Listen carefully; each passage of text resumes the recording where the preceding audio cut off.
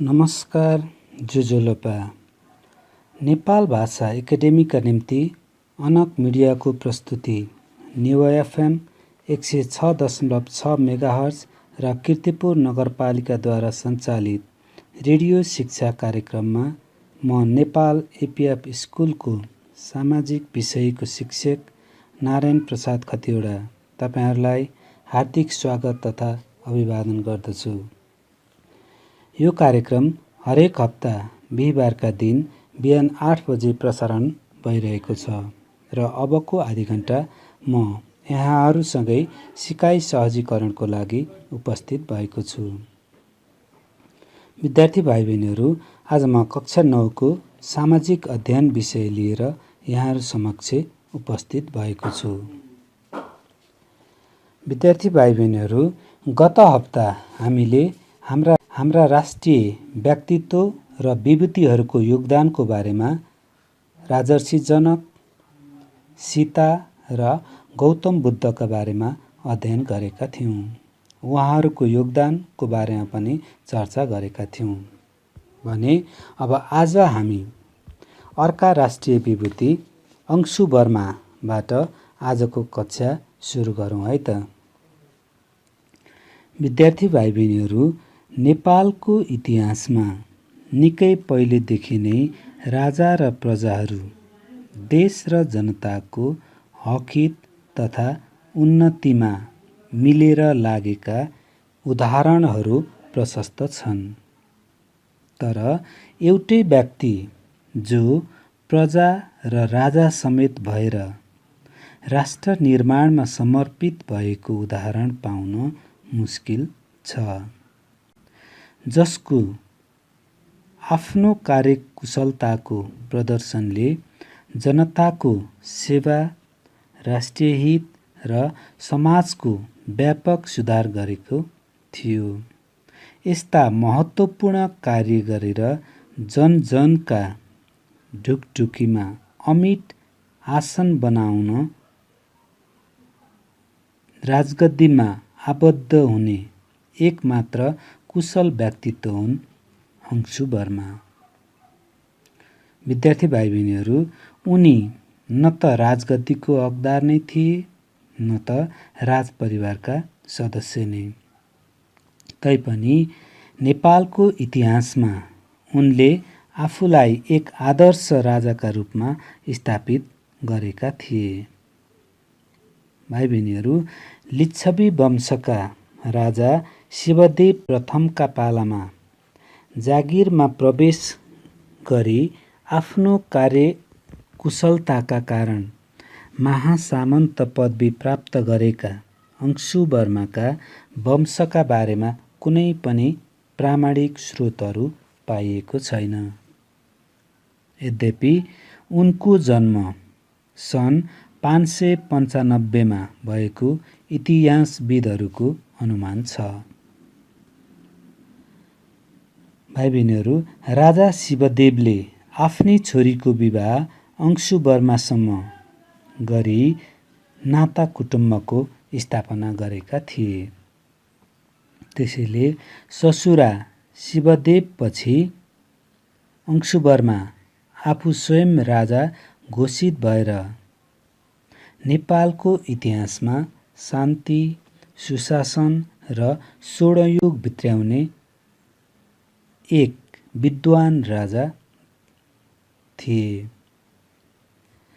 आफू राजकुलका युवराज नभए तापनि उनले महाराजधिराजको पदवी ग्रहण गर्न सफल भएका थिए।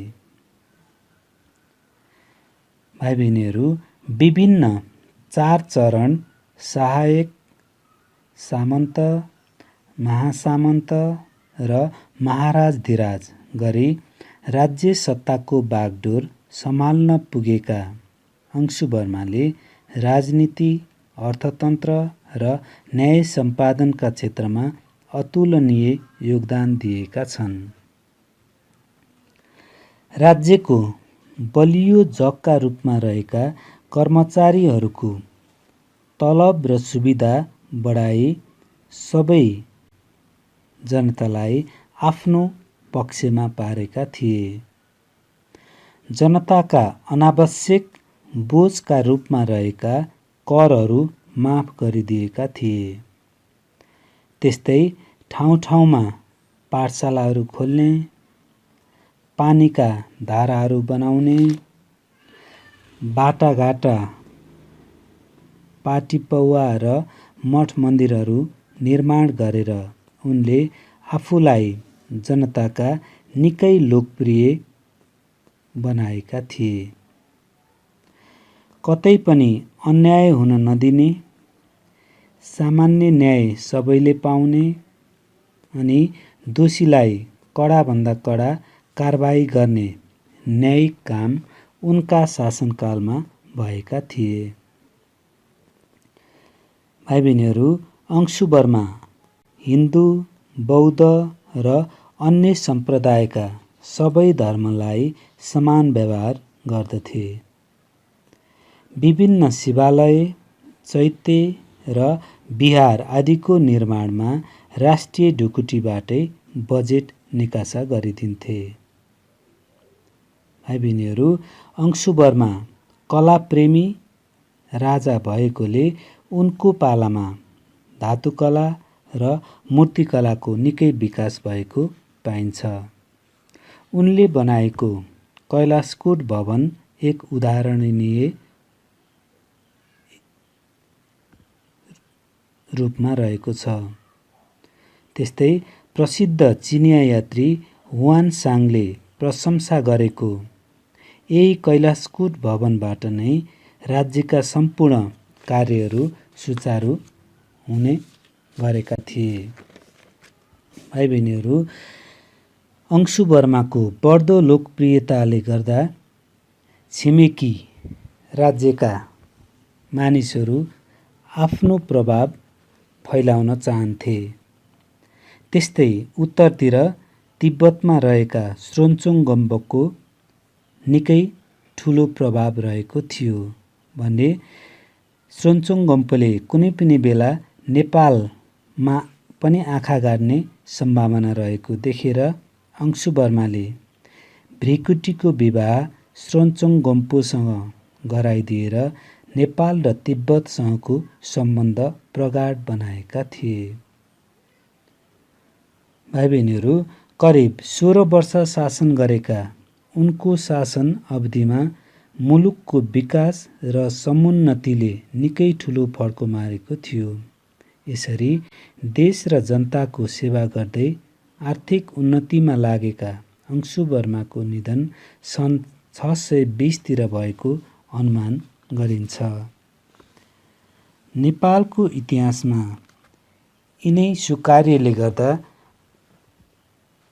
आदर्श शासकका रूपमा चिनिएका अंशुवर्मालाई राष्ट्रिय विभूतिको रूपमा घोषणा गरिएको छ। विद्यार्थी भाइ बहिनीहरू, तपाईहरूले बुझ्नुभयो त? अवश्य नै तपाईहरूले बुझ्नुभयो होला। अब हामी अर्का राष्ट्रिय विभूति अरनिकोको बारेमा अध्ययन गरौँ है त। विद्यार्थी भाइ बहिनीहरू, मूर्तिकलाको क्षेत्रमा आफूलाई समर्पित गरेर नेपालको इज्जत र प्रतिष्ठालाई उच्च पार्ने सुप्रसिद्ध प्राचीन धातुकर्मी मूर्तिकलाकार अरनिकोको जन्म विक्रम सम्वत 1300 भएको अनुमान गरिन्छ भने उनको वास्तविक नाम बलबाहु थियो। गरिब परिवारमा जन्मिएका अरनिकोले लेखपढको वातावरण पाएका थिएनन्। पाठशाला पठाउन सक्ने हैसियत परिवारको नभएको कारण अरनिकोले कलाकारिता क्षेत्रमा अगाडि बढे। नपढे पनि बुद्धिमान र मेहनती अरनिको मूर्ति बनाउने साथीको सम्पर्कमा रही दिनहुँ आवत जावत गर्न थाले। छिट्टै उनले राम्रा मूर्तिहरू बनाउन सिकी सर्वत्र प्रशंसा कमाउन थाले। भाइ बहिनीहरू, अरनिको कलाकार मात्रै थिएनन्, उनी मूर्तिकार र वैज्ञानिक पनि थिए। ज्योतिष विज्ञानमा पनि निपुण अरनिकोले एउटा भ्रमण दर्शक यन्त्र बनाएर ज्योतिष गणितमा प्रयोग हुने यन्त्र समेत निर्माण गरेका थिए। यसका साथै भूकम्प थाहा पाउने पुरानो यन्त्रको नमुनाका आधारमा त्यस्तै नयाँ नयाँ यन्त्र पनि बनाएका थिए। त्यस्तै उनले र उनका सहयोगीहरूले मिलेर मूर्ति बनाउँदा शरीरका विभिन्न अङ्गको आवश्यक अनुपात र अरू कलाकारिता सम्बन्धी विवेचना गरिएको कला सम्बन्धी पुस्तकहरू पनि लेखेका थिए। विद्यार्थी भाइ बहिनीहरू, तत्कालीन समयमा चीनका राजा कुब्लाई खानले एउटा शानदार मन्दिर बनाउने विचार गरी सिद्धहस्त कालीगढको खोजी गर्न लागे। त्यति नै बेला चिनिया समाजमा राम्रा कलाकार नभएका र नेपालका उदयमान कलाकारहरूको ख्यातिले गर्दा चीनका राजाले नेपालका कलाकार झिकाउने निर्णय गरी नेपालका राजा जय भीमदेव मल्ललाई सोही बेहोरा अनुसार पत्र लेखेर पठाए भने नेपालका राजाले पनि सन् 1260 मूर्तिकार र वास्तुविद गरी 80 जना कलाकारहरूको टोली चीन पठाइदिएका थिए। 17 वर्षका अरनिको त्यस ग्रुपको नेतृत्व गरी तिब्बतको राजधानी लासा पुगेका थिए। 2 वर्षमै एक सुन्दर भव्य स्वर्ण बौद्ध चैत्य र मन्दिर बनाए। त्यसपछि विभिन्न गुम्बा मर्मत गरे र अनेकौं मूर्तिहरू पनि बनाए, जुन अत्यन्तै राम्रो ठहरिएकाले जताततै कलाकारहरूको प्रशंसा भयो। यसरी प्रसिद्धि कमाएपछि चीनका राजाले नेपाली कलाकारहरूको उक्त टोलीलाई दरबारमा बोलाए अनि चीनका राजाले अरनिकोलाई भाँचिएर काम नलाग्ने अवस्थामा पुगेका एउटा ढलोटको मूर्ति जोड्न लगाए, जसलाई कसैले पनि जोड्न नसकेको उक्त मूर्तिलाई अरनिकोले सहजै जोडिदिए। त्यसपछि राजाले गराएको एक चित्र प्रतियोगितामा पनि अरनिको प्रथम भए। भाइ बहिनीहरू, बेजिङमा पुगेर अरनिकोले विश्व प्रसिद्ध श्वेत चैत्य निर्माण गरेका थिए, जसलाई हामी व्हाइट प्यागोडा पनि भन्छौँ र जुन चैत्य अहिले पनि हामी चाइनामा देख्न सक्छौँ। भाइ बहिनीहरू, त्यसपछि चीनका राजा धेरै खुसी भई अरनिकोलाई चीनमै बस्नको लागि अनुरोध गरे, तर पनि अरनिको आफ्नो देश नेपाल फर्कन चाहन्थे, तर राजाले सहमति दिएनन्। भाइ बहिनीहरू, अरनिकोको अद्भुत कला क्षमता देखेर सम्राटले अरनिकोलाई राजकीय कलागुरुको पदमा विभूषित गरे।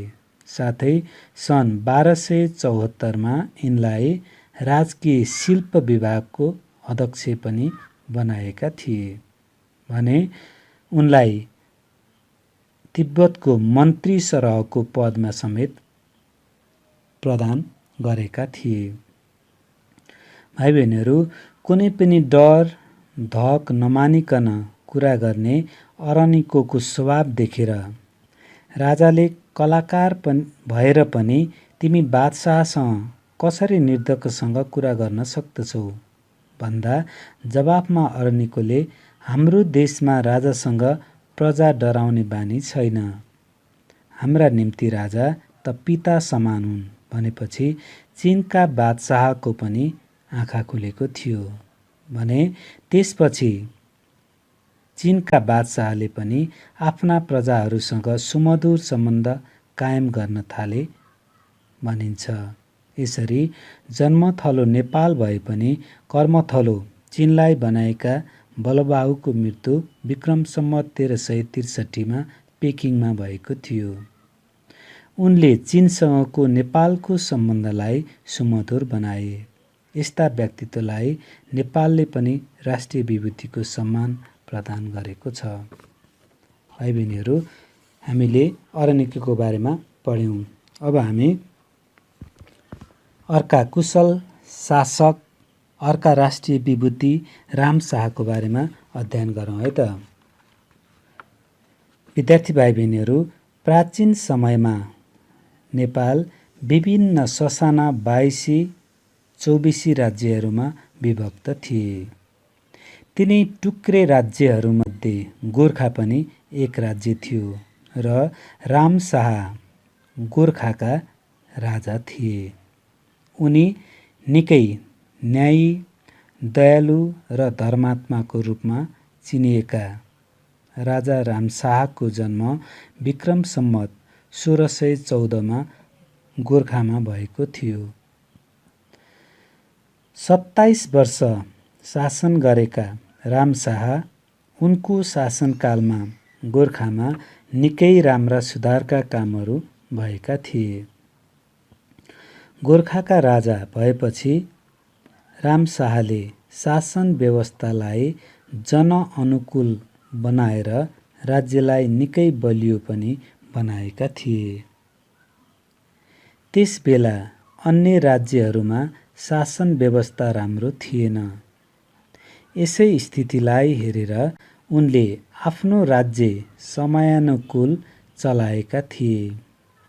आफ्नो राज्यमा उत्तम रीतिस्थिति र सामाजिक परिपाटी बसालेका कारण उनी गोर्खाका गौरवशाली राजा बन्न पुगेका हुन्। भाइ बहिनीहरू, नेपालका विभिन्न भूभागभित्रका राजाहरूमध्ये राज्यको रीतिस्थिति राम्रो बनाउने प्रथम राजा रामशाह नै हुन्।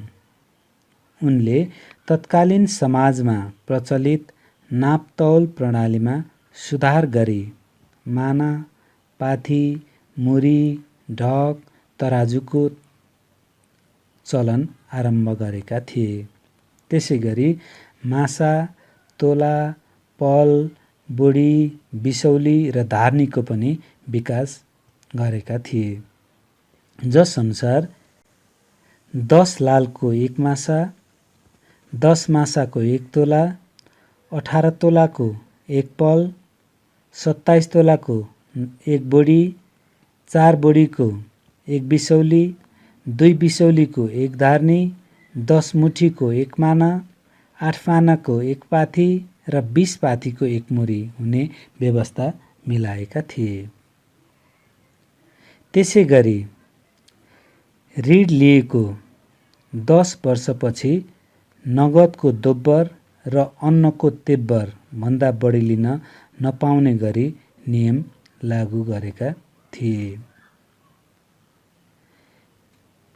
त्यस्तै समाजमा प्रचलित ब्याज दरमा पनि परिवर्तन गरी नगदमा 100/10 का दरले र अन्नमा वार्षिक चतुर्थांश ऋणीले साउलाई तिर्नुपर्ने व्यवस्था गरेका थिए। उनले जनताहरूका लागि कुलो, पैनी र पानीको समुचित व्यवस्था मिलाए। कुलाको पानी मिलेर पालैपालो प्रयोग गर्ने र यदि यसमा झगडा उत्पन्न भएमा स्थानीय जनप्रतिनिधिहरूले छलफल गरी मिलाउने नियम बसाले। भाइ बहिनीहरू, समाजमा हुने सानातिना झैझगडालाई पनि स्थानीय जनप्रतिनिधिहरूले नै टुङ्गो लगाउने गरी राज्य सत्ताको निकायहरूमा जनताहरू आफै रहेको अनुभूति गराए। त्यसैगरी गौचरणका लागि ठाउँ-ठाउँमा पर्ती जग्गा छाड्नुपर्ने, बटुवाहरूको सुविधाका लागि बाटामा दायाँ-बायाँ रुख बिरुवा रोप्नुपर्ने र रुख काट्नेलाई 5 रुपियाँ जरिवाना गर्ने र वनको संरक्षण गर्नेलाई प्रोत्साहन स्वरूप पुरस्कारको व्यवस्था गर्ने व्यवस्था पनि गराएका थिए। व्यापारको लागि ललितपुरबाट सिप भएका सक्षम 24 कोटी महाजनलाई झिकाई गोर्खाको व्यापारको अभिवृद्धि गराएका थिए। उनले जग्गावाललाई तलसिङ र जोत्ने मानिसलाई मोही भनी नियम बनाए। गोर्खाली जनतालाई 7 आराम र 7 बिराम माफीको व्यवस्था गरे भने उनले गहना लगाउने अधिकारलाई पनि व्यवस्थित गरेका थिए, जस अनुसार राजपरिवारले पाउसम्म गहना लगाउन पाउने, ब्राह्मण र काजी खलकले पाउसम्म सुन लगाउन नपाउने, तर चौतरियाहरूले चाहिँ राजाको आज्ञा लिएर मात्र पाउसम्म लगाउन पाउने नियम बसाएका थिए।